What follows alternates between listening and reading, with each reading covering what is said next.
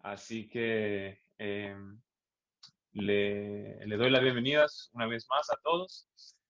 Y en esta mañana vamos a ir en nuestras Biblias al libro de Hechos. Les voy a pedir, bueno, les voy a mencionar dos cosas antes de comenzar. Primero, tengan su Biblia abierta porque vamos a mirar varios versículos en este día. Pero también este es la primera parte, o parte uno, de dos sermones. Cuando estaba preparando este sermón, Dios me puso tanta información que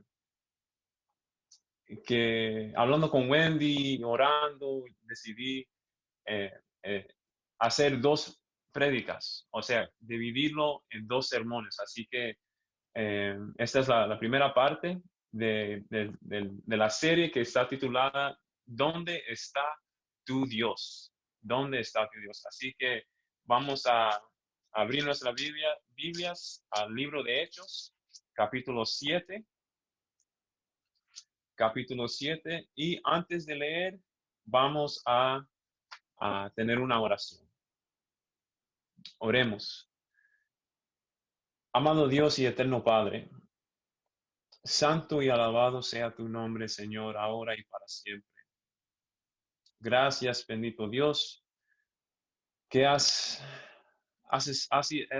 sido tan bueno con nosotros. Gracias, Señor, por permitir, Señor, que este santo sábado no puede ser solamente un día de gozo, un día de alegría, pero un día, Señor, con el clima más caliente, el sol, Señor, que lo podemos ver, está resplandeciendo.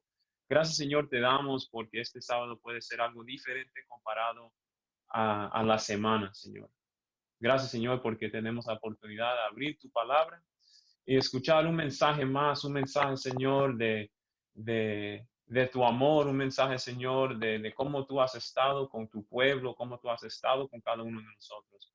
Gracias, Señor, porque nos va a ayudar a entender un poco más lo que tú deseas para nosotros y para nuestras vidas. Y más que nada, Señor, cómo en este tiempo nosotros podemos ser la iglesia, no solo depender de un edificio, pero ser una iglesia y ser tu pueblo, Señor, donde tú estás en medio. Gracias, Señor, te pedimos tu bendición en esta mañana. Pido, Señor, que me des las palabras, no que me enfoque, Señor, en este sermón, sino que el Espíritu Santo me guíe y me utilice, Señor, para traer el mensaje que tú tienes ya para tu pueblo. Lo pedimos en Cristo Jesús. Amén. ¿Dónde está tu Dios? Quizás esa puede ser una de las preguntas que se ha hecho en estos días. Quizás es una pregunta que otra persona te ha hecho en estos días, preguntando, sabiendo que tú eres cristiano o que tú eres adventista o que vas a la iglesia. Quizás te ha preguntado, ¿dónde está Dios? ¿O dónde está tu Dios? Con los desastres y los problemas que está enfrentando el mundo en estos días, ¿dónde está el Dios de los cielos? ¿Dónde está tu Dios? O como preguntan a veces pensando que a preguntar cualquier cristiano van a encontrar su respuesta. Fíjense, si eres un creyente, ¿cómo contestarías? ¿Qué respuesta darías a un familiar, a un compañero de trabajo? ¿De dónde está Dios? ¿De dónde está tu Dios? ¿Qué dirías que Dios está haciendo en estos tiempos? ¿Qué dirías que Dios, qué dirías que a dónde está Dios? Y si le das una respuesta, ¿te creerías a ti mismo la respuesta que das? En el libro de Hechos, en el capítulo 7, encontramos que Esteban está tratando de cómo explicar dónde está Dios o dónde estuvo Dios y dónde está Dios en esos momentos. Esteban se encuentra con un desafío grande porque le han acusado de blasfemar el nombre de Dios, le han acusado de blasfemar el nombre de Moisés, le han acusado de blasfemar el templo y la ley de Dios. Y ahora él está enfrente de estos líderes, enfrente de estos religiosos, enfrente de este tribunal, tratando de defenderse, tratando de explicar dónde estuvo Dios en el pasado, dónde está Dios hoy y dónde Él estará en el futuro. Y se encuentra con un desafío porque si miren al capítulo 6 del libro de Hechos, los últimos versículos del capítulo 6 dice, y pusieron testigos falsos que decían, versículo 13, este hombre no cesa de hablar palabras blasfemas contra este lugar santo y contra la ley, pues le hemos oído decir que ese Jesús de Nazaret destruirá este lugar. Ponga atención a esto. Destruirá este lugar y cambiará las costumbres que nos dio Moisés. Entonces todos los que estaban sentados en el concilio, al fijar los ojos en él, vieron su rostro como el rostro de ¿qué? De un ángel. Ahora, miren en este versículo 14 que Jesús de Nazaret destruirá este lugar y cambiará las costumbres que nos dio Moisés. Si tú eres un estudiante, si conoces más o menos de las profecías, conoces que en el libro de Daniel, capítulo 7, versículo 25 y el capítulo 9, versículo 26, habla sobre el cuerno pequeño que vendrá a hacer que a pisotear o destruir el templo y también que trataría de cambiar el tiempo o las leyes. Entonces, mi entendimiento es que estos hombres que fueron contratados para decir estas cosas, están diciendo, de quien Esteban está hablando, este Jesús, quizás es el cuerno pequeño, quizás este es el que va a cumplir esa profecía. Pero nosotros sabemos que a través de la historia de la iglesia, el cuerno pequeño no es nadie más ni nadie menos de la institución papal o el papado que se encuentra en la iglesia católica. Pero yo cuando leí eso fue que no me llevó a esa profecía. ¿Por qué? Porque si eso es la verdad o si era la verdad en este tiempo, en este entonces van a decir que Jesús está blasfemando contra Dios. Las enseñanzas de Jesús son blasfemias o son enseñanzas quitando a la gente que son anti Dios o están tratando de quitar el poder de Dios para ponerse él el poder haciéndose como Dios. Entonces tenían razón para acusar a Esteban. Pero mire, ¿cómo pueden decir que Esteban estaba enseñando estas cosas si el versículo 15 dice, vieron su rostro como el rostro de un ángel? Un hijo, una hija de Dios no tiene rostro de ángel si está haciendo cosas en contra de Dios, mis queridos. Entonces, para defenderse, vemos en el capítulo 7, un capítulo largo, un capítulo lleno de la historia del pueblo de Israel. Esteban comienza a defender su caso diciendo, comenzando con Abraham y diciendo, mire, esto es lo que sucedió con Abraham, luego con José, luego con Moisés, e incluso llega al versículo, ¿dónde está? Versículo 30, me perdí aquí. El versículo que dice, hablando de Moisés, que Moisés está diciendo al pueblo que va a salir del medio del pueblo, va a salir un profeta como él. Y a él el pueblo tiene que escuchar, a él el pueblo tiene que oír. Entonces, cuando finalmente termina Esteban tratando de cerrar su explicación, su defensa, es cuando él llega a los versículos 44 al 50 que vamos a estudiar hoy, o vamos a estudiar hasta el versículo 47. Él comienza a hablar sobre qué, sobre el tabernáculo y sobre el templo, el santuario que hicieron para Dios, para el arca de Dios. Pero Esteban no le dijeron, no le dejaron terminar, cortaron su defensa, su argumento, ¿Por qué? Porque estaban tan enfocados en el templo, estaban tan enfocados en la casa de Dios, el santuario, que no estaban poniendo atención a lo que Esteban estaba tratando de decirlos. Entonces, vamos a ver eso, pero tenemos que hacer esta pregunta. ¿Dónde estaba Dios? Si Dios estaba ahí en ese templo, ¿estaba al lado de los fariseos y los saduceos o estaba al lado de Esteban? ¿Estaba Dios con el pueblo en ese tiempo? ¿Estaba Dios con la iglesia primitiva que estaba creciendo, que estaba empezando? ¿Estaba Dios con los líderes o estaba Dios con Esteban? Quizás esa es la pregunta que tú estás haciendo en estos días. ¿Está Dios todavía con su pueblo? ¿Está Dios todavía con su iglesia? ¿Está todavía Dios con esta nación, con los países que están sufriendo con todo esto del virus? ¿Dónde está tu Dios?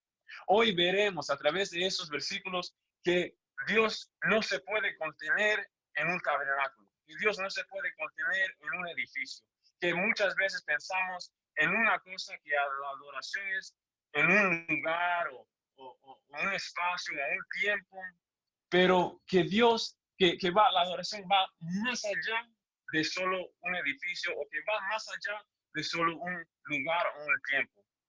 Porque tenemos que definir dónde está nuestro Dios. Leen conmigo el versículo, comenzando el versículo 44 del capítulo 7 de Hechos. Dice así: tuvieron nuestros padres el tabernáculo del testimonio en el desierto, como había ordenado Dios, cuando dijo a Moisés que lo hiciese conforme al modelo que había visto, el cual, recibido a su vez por nuestros padres, lo introdujeron a Josué al tomar posesión de la tierra de los gentiles, a los cuales Dios arrojó de la presencia de nuestros padres hasta los días de David. Este halló gracia delante de Dios y pidió proveer tabernáculo para el Dios de Jacob. Mas Salomón le edificó casa. Vamos a parar ahí. Mas Salomón edificó casa. Hasta que Moisés llevó a Israel al monte Sinaí, saliendo de Egipto, Dios estaba con ellos. Dios no solo los guiaba, pero los protegía. Dios los cubría del sol y del viento. Dios estaba con ellos cuando abrió el mar rojo para ayudarlos a pasar por el medio del mar para huir de los egipcios. Dios estaba con ellos cuando hizo caer maná del cielo, pan, pan, pan, todos los días menos el sábado, porque caía la doble porción los viernes. Dios estaba con ellos cuando los sacó de Egipcio y estaba con ellos hasta que entraron en la tierra prometida. Si van al libro de Éxodos conmigo, libro de Éxodo, capítulo 25, Éxodo capítulo 25, versículo 8 dice: y harán un santuario para mí y habitaré en medio de ellos.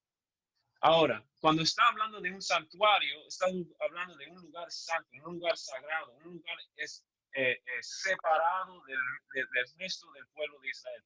Y ahí es donde Dios va a aparecer para su pueblo. Y sigue diciendo que habitaré en medio de ellos. Pero noten esto, esta palabra para habitar o habitaré, hay dos palabras que pueden definir esa palabra, o que se puede usar. La primera es shakam, y esa palabra tiene que ver con habitación o tomar una siesta, tomar un descanso, pero solo por un tiempo corto, un tiempo el tiempo, ¿no? Quizás en 1 hora, 2 horas, pero ahí después de eso tenemos que seguir moviéndonos. O en otras palabras, el tabernáculo. Pero hay otra palabra también, yashav, que se usa para descansar o para habitar, pero es más por un tiempo largo. Es un tiempo, se usa esa palabra también, se ha usado para definir, para describir el matrimonio, para describir como una habitación, una casa, un lugar donde uno se va a establecer. Y vamos a ver que el tabernáculo no es ese tipo de lugar para Dios. Y sigue mirando al versículo 9, dice: conforme a lo que yo te muestre, al diseño del tabernáculo y al diseño de todos sus utensilios. Así lo haréis. Moisés estaba en el monte Sinaí, ahí hablando con Dios, 40 días, 40 noches. Estaba recibiendo toda esta información, recibiendo todas las direcciones para hacer el tabernáculo.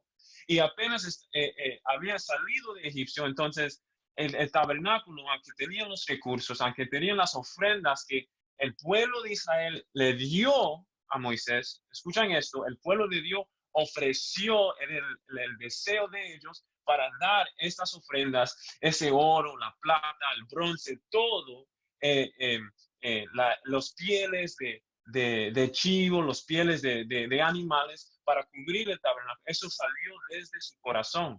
Y le dieron más hasta que Moisés tuvo que decir, ya, basta, suficiente.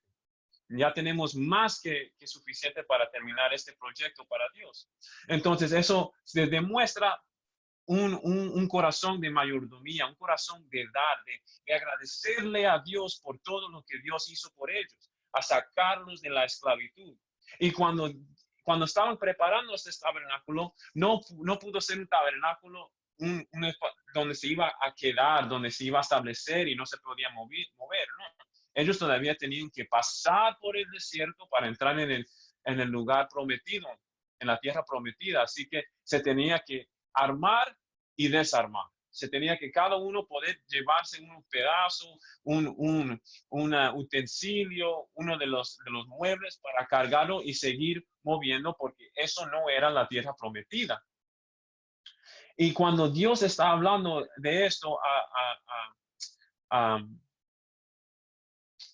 a Moisés, perdón, cuando Dios está hablando con esto a Moisés, ¿dónde está el pueblo? ¿Dónde está el pueblo de Israel? Está abajo del monte. Sin embargo, cuando esto estaba sucediendo, ¿dónde estaba Dios y Moisés?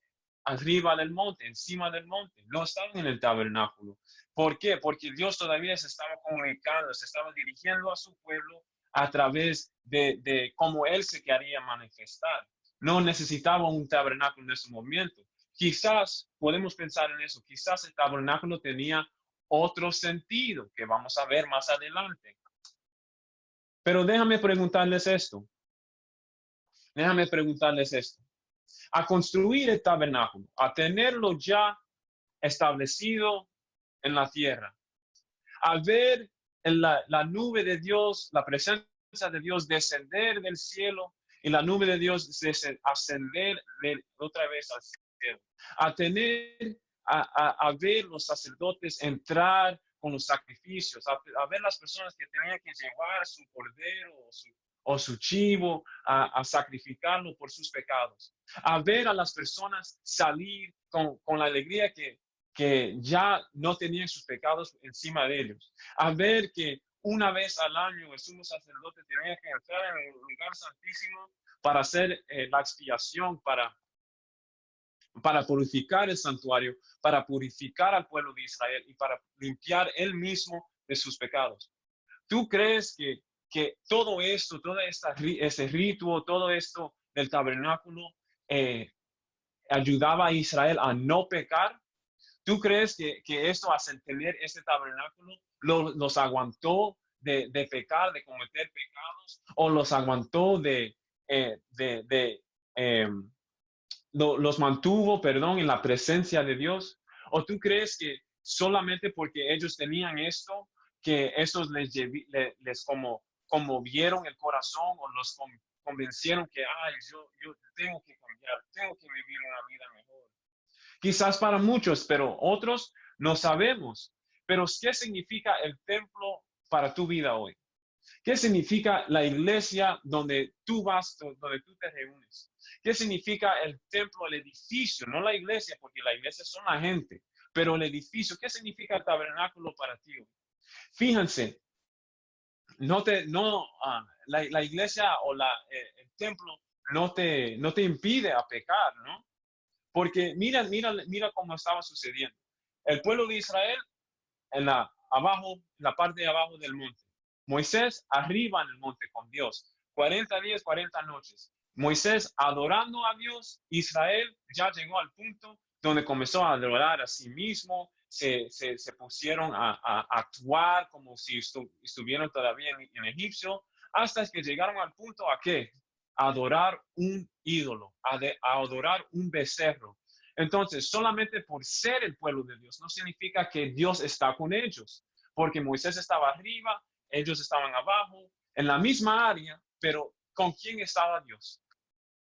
Entonces, el pueblo de Dios, el verdadero pueblo de Dios, no es un pueblo que solo adora a Dios, no es un pueblo que solo busca de Dios, no es un pueblo que solamente vive con Dios o tiene un momento de adoración solo en el templo, o solo en un lugar, o solo en cualquier momento del día. Es un pueblo que no importa si están arriba en la presencia de Dios o abajo un poco lejos de Dios, todavía están viviendo como estuvieran enfrente o en la presencia de Dios. Amén. El pueblo de Dios no se basa en sentimientos, en lugares, en tiempos. El pueblo de Dios sigue siendo el pueblo de Dios, haciendo lo que a Dios le agrade. ¿Qué significa el templo para tu vida? ¿Qué significa el templo para tu comunidad? La comunidad ve que esa iglesia, ese es el pueblo de Dios, que tú como miembro, que tu familia, que los hermanos viven como están siempre en la presencia de Dios. Tu comunidad sabe que esta iglesia es donde se adora al Dios de la salvación, que tu vida, que la vida que tú vives es la vida que fue convertida y que es una vida entregada porque ha sido salvado. ¿Dónde está tu Dios? Ahora, seguimos en el libro de Hechos. Vamos a regresar al libro de Hechos, capítulo 7. Capítulo 7, versículo 47, donde dice, mas Salomón le edificó casa. Salomón le edificó una casa.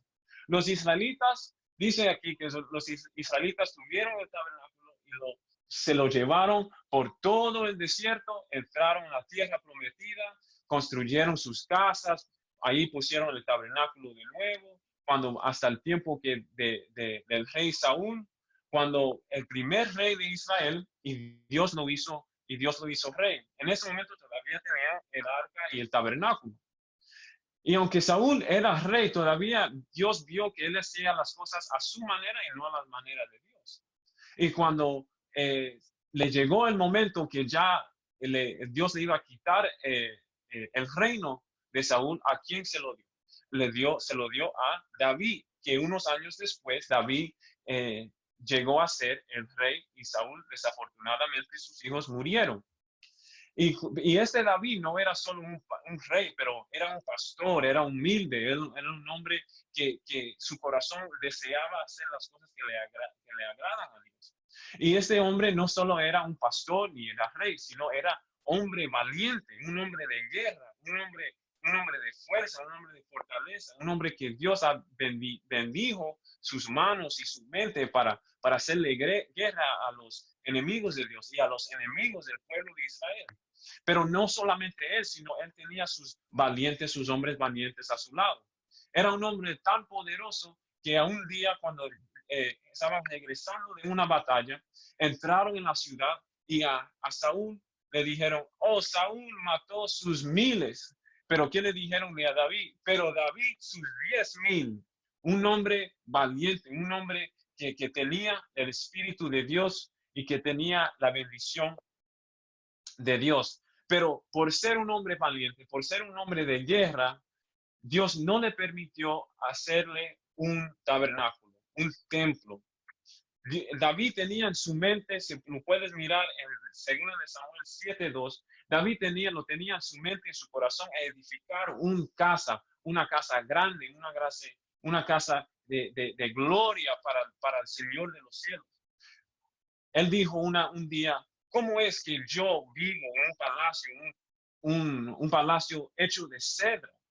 Pero el tabernáculo, el arca del Señor todavía está en cortinas, en el tabernáculo hecho de cortinas.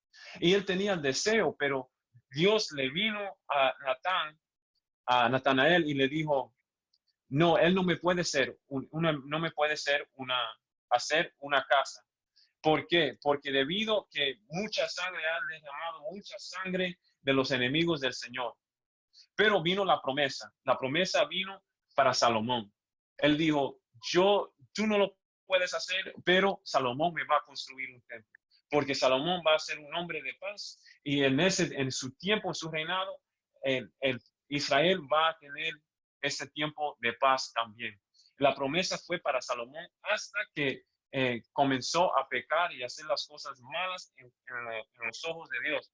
Y muchas veces uno puede mirar en el libro de Segunda de Crónicas y en el libro de Primera de Crónicas también, que muchas veces Salomón dice y David dijo, tenían como el deseo para construir una casa para el nombre de Dios. Para Dios, no, para el nombre de Dios, para que sepa que ahí está la presencia y el poder de Dios.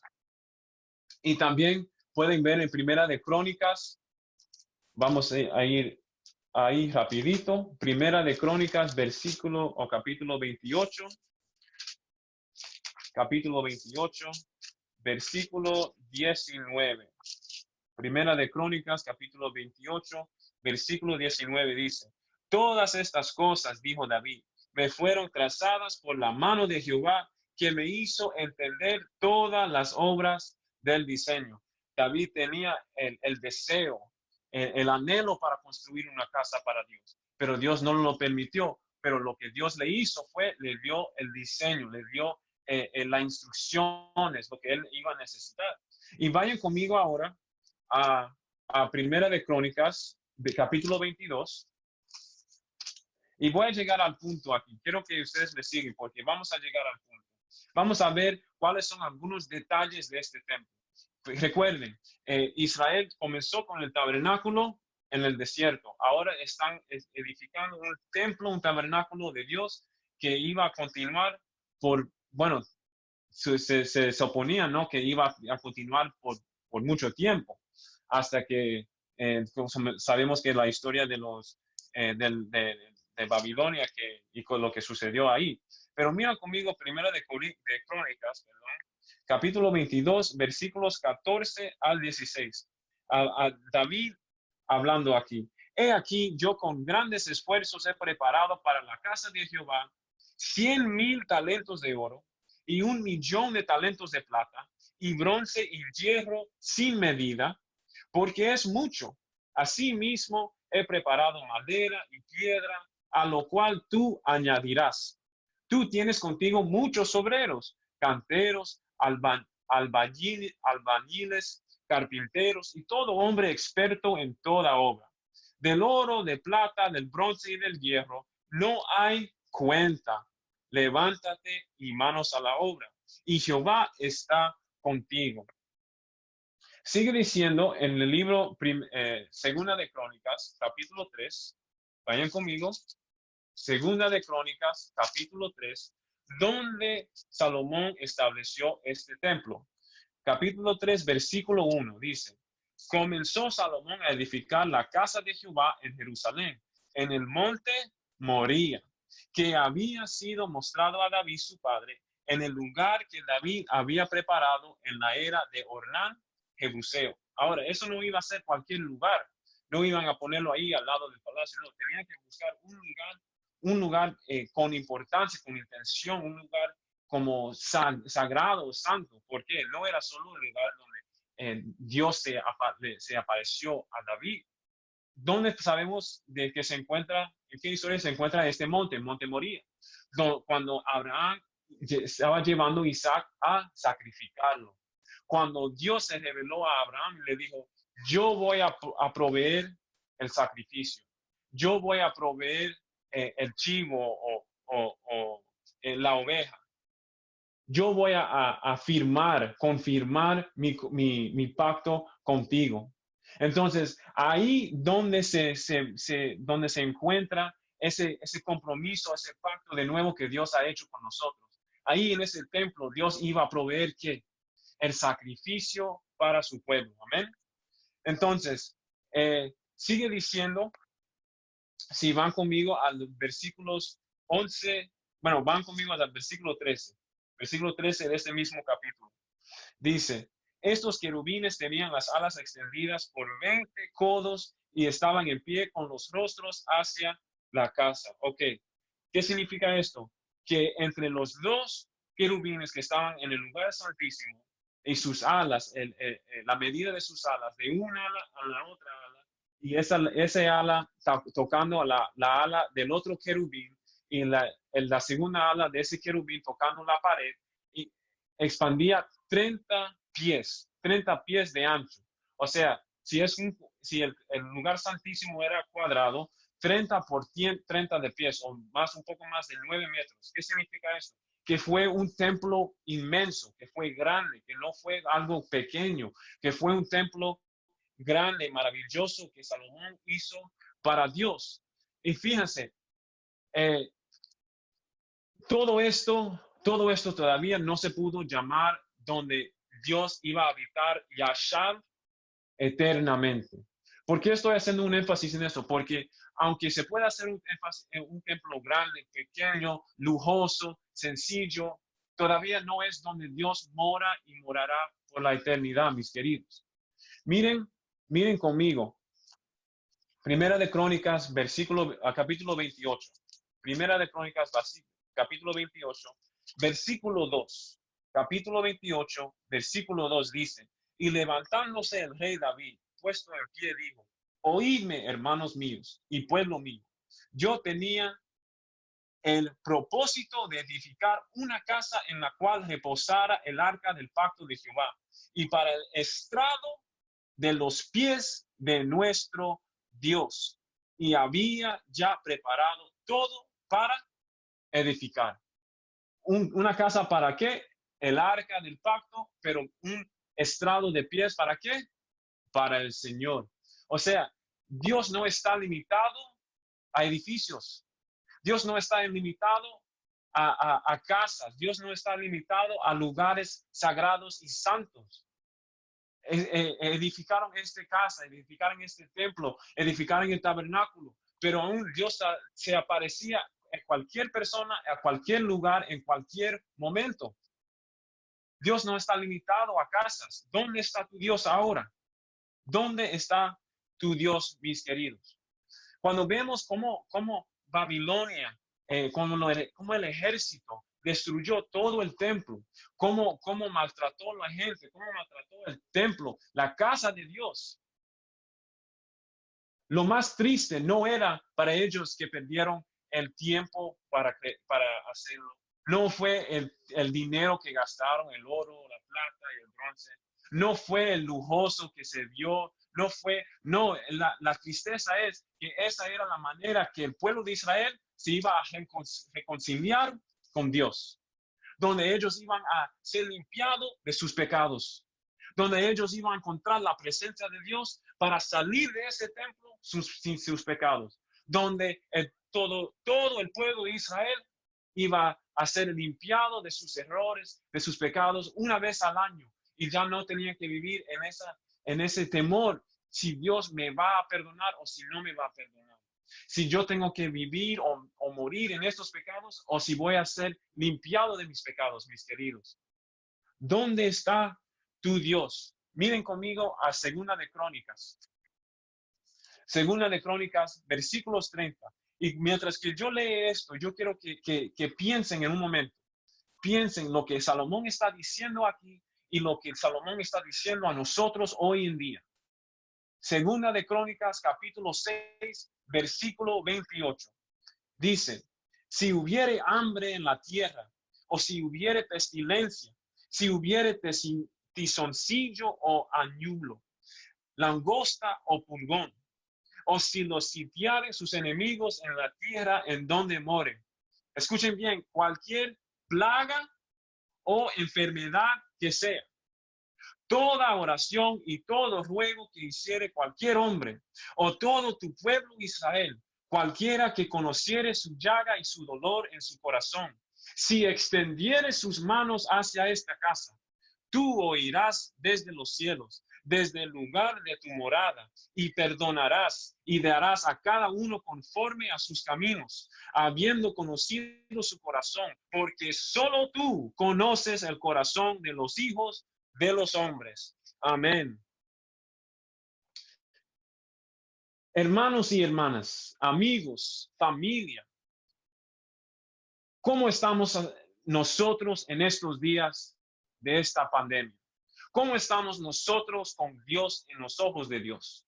¿Cómo estamos en nuestras vidas? ¿Estamos humillándonos? ¿Estamos mirando hacia el cielo? ¿Estamos mirando, buscando la presencia de Dios? Porque nuestros templos están cerrados, pero Dios no se encuentra en ese templo en estos momentos.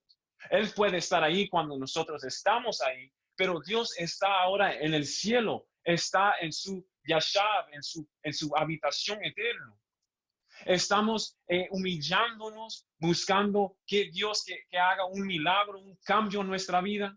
Estamos buscando de Dios para que Él cambie nuestro corazón, para que Él cambie nuestra manera de pensar, para que Él cambie nuestra cultura y nuestras tradiciones. Estamos buscando de Dios para que Él haga una obra en nuestra vida.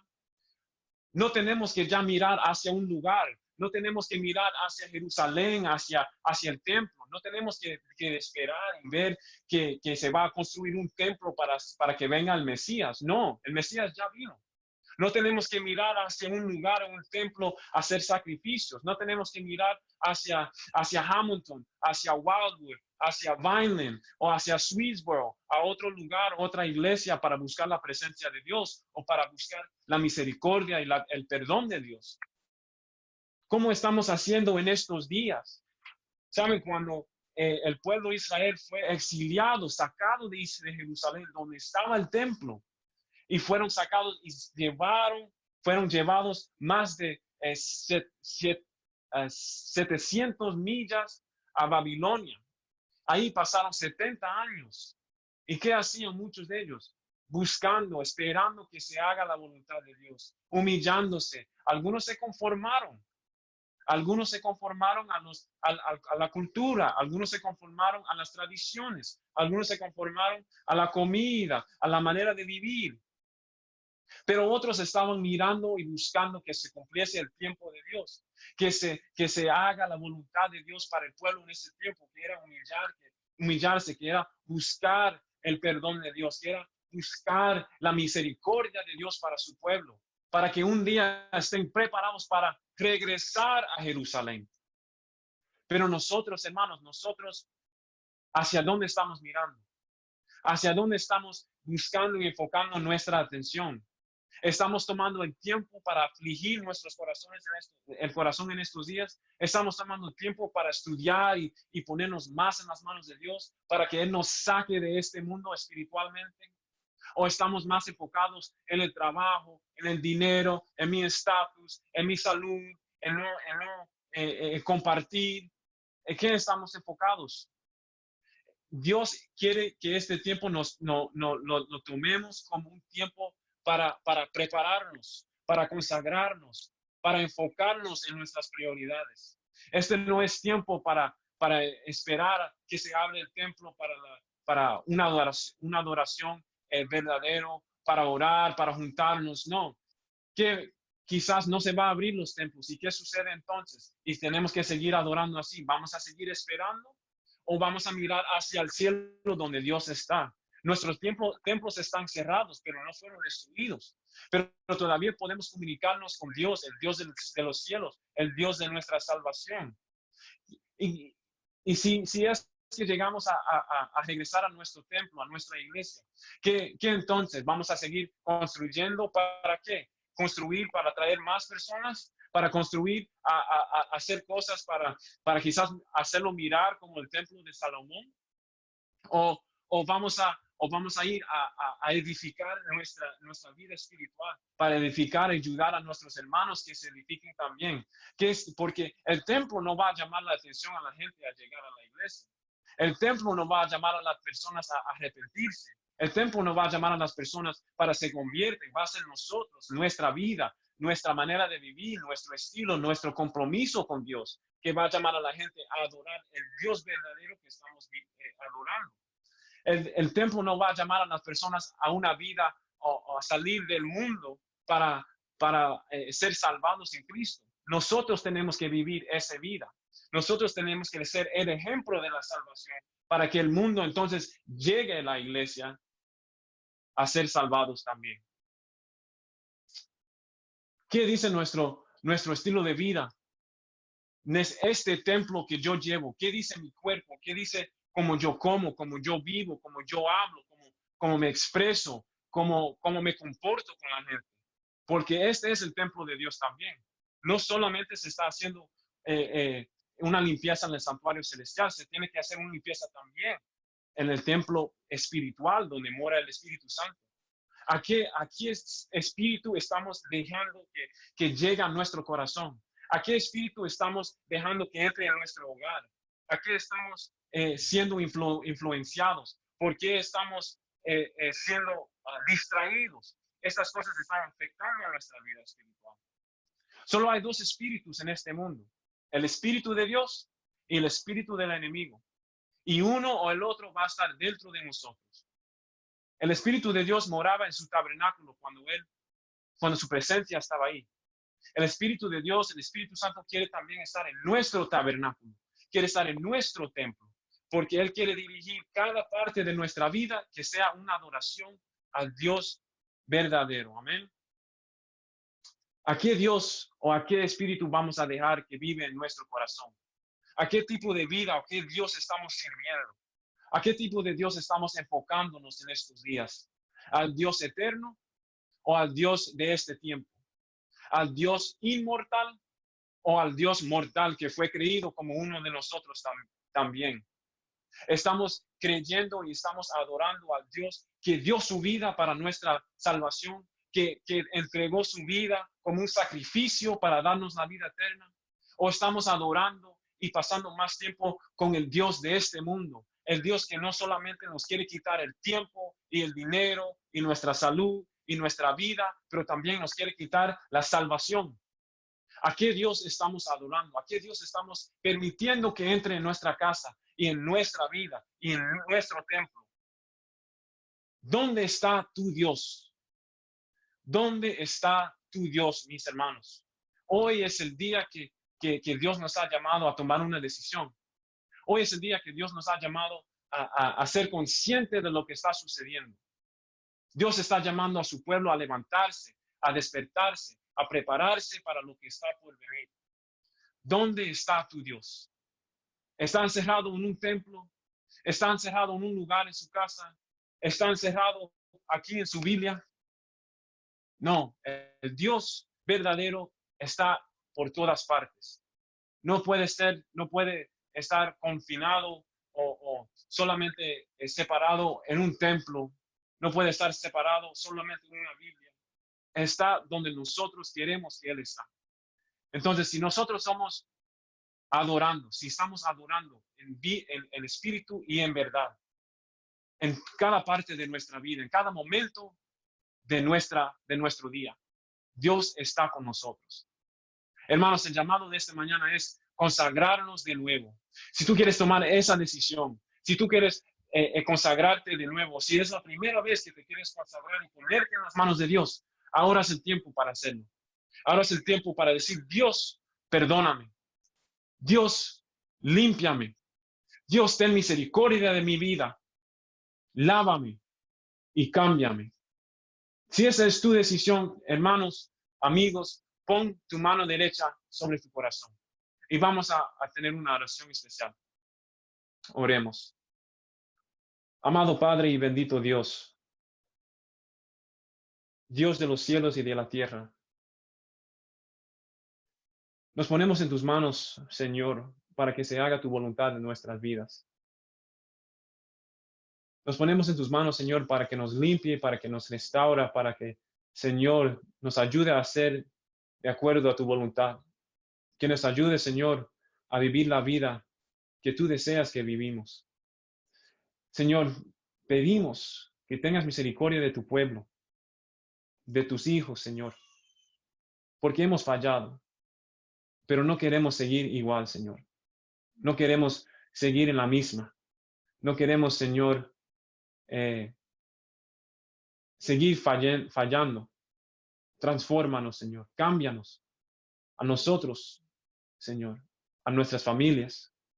Pero ayúdanos, Señor, a vivir como tú deseas, para que, Señor, el cambio en nuestra comunidad, el cambio en nuestro hogar, que comience, Señor, con nosotros, lo podamos ver en otros también.